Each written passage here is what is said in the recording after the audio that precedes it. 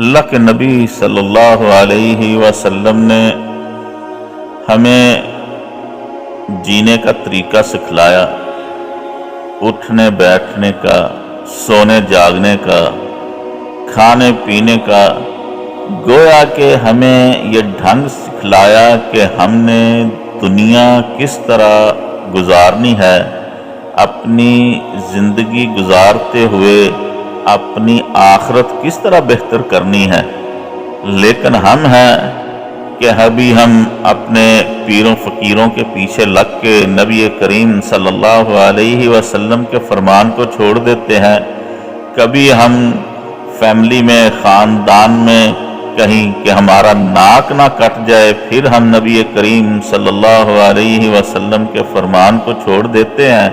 اور کبھی ہم اپنے سٹیٹس کو برقرار رکھنے کے لیے کہ فلاں کیا کہے گا، تو ہم آپ صلی اللہ علیہ وسلم کے فرامین کو چھوڑ دیتے ہیں۔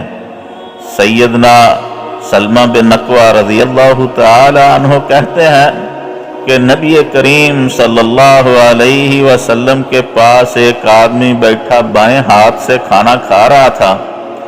آپ صلی اللہ علیہ وسلم نے اسے منع کیا اور کہا کہ دائیں ہاتھ سے کھانا کھاؤ۔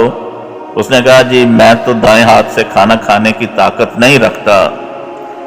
آپ صلی اللہ علیہ وسلم نے کہا کہ پھر تم ایسا نہیں کر سکو گے۔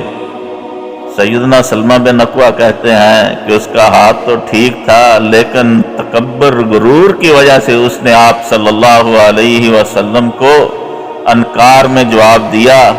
اور پھر آپ نے جب کہا صلی اللہ علیہ وسلم نے کہ تم دوبارہ ہاتھ نہیں اٹھا سکو گے، کہا پھر زندگی بھر پھر وہ اپنا دایاں ہاتھ نہ اٹھا سکا، اس کا دایاں ہاتھ شل ہو گیا۔